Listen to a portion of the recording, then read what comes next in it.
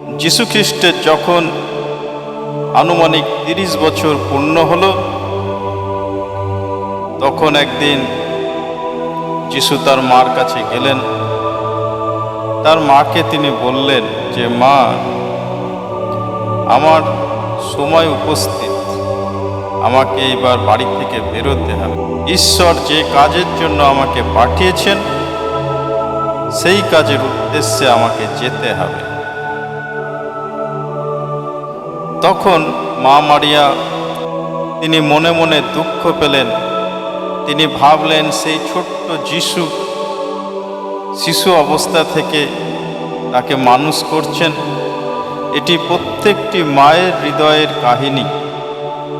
যখন কোনো ছেলে তার মার কাছ থেকে দূরে সরে যায়, তখন প্রত্যেকটি মায়েরই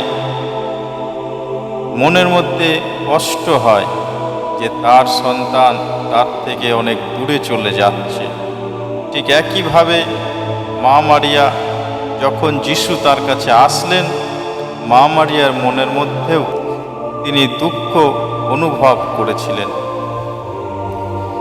পরক্ষণে মা মারিয়া ভাবলেন যে সত্যিই তো আমার ছেলে তো সাধারণ ছেলে নয়, আমার ছেলে জন্ম তো পবিত্র আত্মার মাধ্যমে হয়েছে, সুতরাং এ তো ঈশ্বরের পুত্র।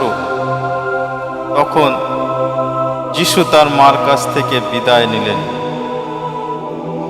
তার কারণ যিশু উপলব্ধি করেছিলেন যে তার সময় উপস্থিত হয়েছে।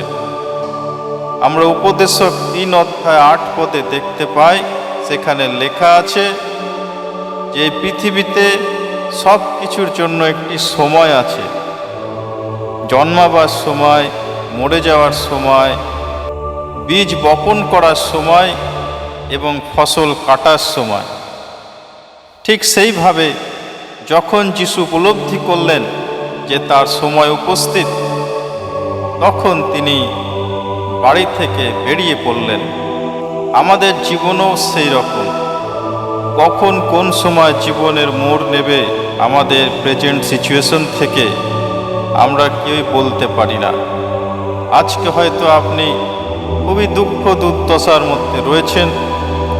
আপনার ফাইন্যান্সিয়াল প্রবলেম, আপনার কাজকর্ম নেই, সংসারে অশান্তি, পরিবারে অশান্তি, বিভিন্ন রকমের রোগ বাগ এবং শারীরিক অসুস্থতার মধ্যে দিয়ে আপনার পরিবারের কেউ অথবা আপনি যাচ্ছেন। কিন্তু সব কিছুরই একটি নির্দিষ্ট সময় আছে, বিলাপ করার সময় এবং আনন্দ করার সময়। এবং সেই সময় ভগবানের হাতে, আমাদের হাতে কিছুই নয়। শুধুমাত্র ঈশ্বরের প্রতি বিশ্বাস রাখলে সঠিক পথ উপলব্ধি করা যায়। কারণ যীশু খ্রিস্ট বলেছেন, আমি পথ, সত্য ও জীবন। আমার মধ্যে দিয়ে না এলে কেউই পিতার কাছে পৌঁছতে পারে না। মা মারিয়া মনে মনে ভাবলেন যে তার সন্তান ঈশ্বরের বাণী প্রচারের কাজে বেরোবে। সেই মুহূর্তে তিনি উপলব্ধি করলেন যে স্বর্গের দূত তার কাছে এসে কি বলেছিল। মা মারিয়া ভাবলেন যে স্বর্গ থেকে গাব্রিয়েল দূত তার কাছে এসেছিলেন দূত সংবাদ দেওয়ার জন্য, যেটি আমরা পাই লূক রচিত সুসমাচার 1 অধ্যায় 26 থেকে 33 পদে। এঞ্জেল গাব্রিয়েল মা মারিয়াকে বললেন যে তোমার গর্ভে যে সন্তান হবে তিনি হবেন চিরমহান ঈশ্বরের পুত্র, তার রাজত্ব কখনো শেষ হবে না। এই প্রসঙ্গে আমরা ডিটেলস আরও বিস্তারিতভাবে পবিত্র কোরআন সূরা মরিয়ম চ্যাপ্টার 19 ভার্স 16 to 21 এখানে বিস্তারিতভাবে আলোচনা করা হয়েছে কিভাবে জিব্রাইল অথবা এঞ্জেল গাব্রিয়েল মা মারিয়ার কাছে আবির্ভূত হয়েছিলেন, দূত সংবাদ বহন করে এনেছিলেন, ঈশ্বরের পুত্রের শুভ বার্তা ঘোষণা করেছিলেন, ঈশ্বরের পুত্রের জন্মের শুভ বার্তা ঘোষণা করেছিলেন। এরপর যিশু বাড়ি থেকে বেরিয়ে জর্দন নদীর তীরে গেলেন। সেখানে দেখলেন যে দীক্ষাগুরু যোহন জলে বাপ্তিস্ম দিচ্ছে। তার আগেই ঈশ্বর একজনকে মনোনীত করে রেখেছেন যে তার রাজ্যের পথ, যে তার আগমনের পথ পরিষ্কার করতে, তার পথ তৈরি করতে। লোকেরা দীক্ষাগুরু যোহনের কাছে আসলো, বাপ্তিস্ম গ্রহণ করলো। একসময় যিশুও সেখানে আসলেন। তারপর তিনি বাপ্তিস্ম নিলেন। তারপর যিশু মরুভূমির মধ্যে চলে গেলেন। তার কারণ যিশু খ্রিস্ট উপলব্ধি করেছিলেন যে ঈশ্বরের রাজ্যে কাজ করা, ঈশ্বরের বাণী প্রচার করা, তিনি বুঝেছিলেন যে মানুষের কাছে ঈশ্বরের বাণী পৌঁছে দেওয়ার জন্য কতটুকুনি প্রস্তুতি প্রয়োজন। যিশু খ্রিস্ট তিনি মরুভূমিতে চলে গেলেন। সেখানে ধ্যান, প্রার্থনা এবং উপবাসের মধ্যে দিয়ে সময় কাটাতে লাগলেন। 40 দিন তিনি সেই মরুভূমির মধ্যে ছিলেন, ঈশ্বরের ধ্যান প্রার্থনা করতেন। সেই সময় তিনি শয়তানের নানা প্রলোভনে পড়লেন, কিন্তু সেই প্রলোভনকে জয় করলেন। আমাদের জীবনে যখন আমরা অত্যন্ত দুর্বল হয়ে পড়ি, অত্যন্ত দুর্বল, হতাশ হয়ে যায়, অনেক প্রলোভন আসে এবং আমরা যখন সে প্রলোভনকে জয় করতে পারি না, অনেক প্রলোভন আসে, অনেক বাধা বিপত্তি আসে, আমরা তখন ভেঙে পড়ি। আমরা সে প্রলোভনকে জয় করতে পারি না, প্রলোভনের বশবর্তী হয়ে পড়ি। কিন্তু যীশু খ্রিস্ট বোঝালেন যে প্রলোভনকে জয় করতে হবে, শয়তানকে পরাজিত করতে হবে, এবং তিনি তাই করলেন।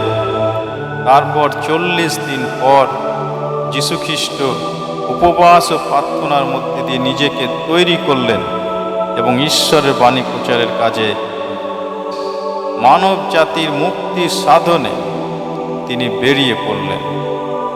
এবং সেই মরুভূমি থেকে যীশু খ্রিস্ট তার নিজের গ্রামেই ফিরে গেলেন। কিন্তু সেখানে তার মা মারিয়া তিনি জানতে পারেননি যে যিশু পুনরায় তাদেরই গ্রামে ফিরে এসেছেন। মা মারিয়া সেই সময় উপস্থিত ছিলেন না, কিন্তু অলরেডি যীশু খ্রিস্ট ঈশ্বরের রাজ্যে কাজ করার জন্য তিনি বেরিয়ে পড়েছেন।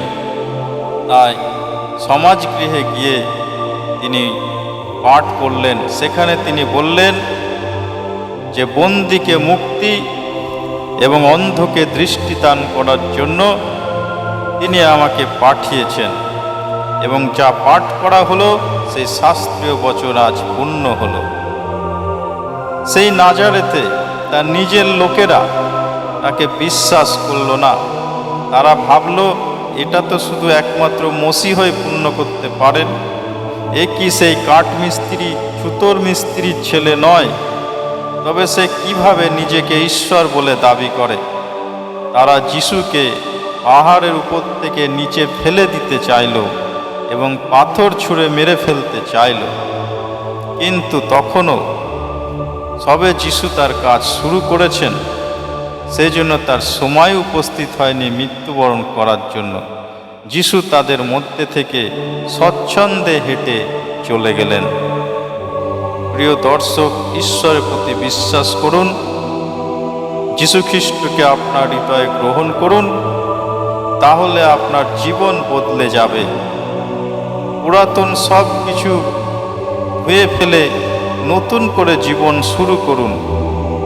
ঈশ্বরের পথে ফিরে আসুন, তাহলে আপনি পাবেন অনন্ত জীবন, এবং জীবন পুস্তকে আমাদের নাম লেখা থাকবে। সেই শেষ দিনে তিনি যখন আসবেন, তখন জীবন পুস্তকে আমাদের নাম খুঁজে পাওয়া যাবে, কারণ আমরা যিশুকে বিশ্বাস করেছি এবং তাকে গ্রহণ করেছি।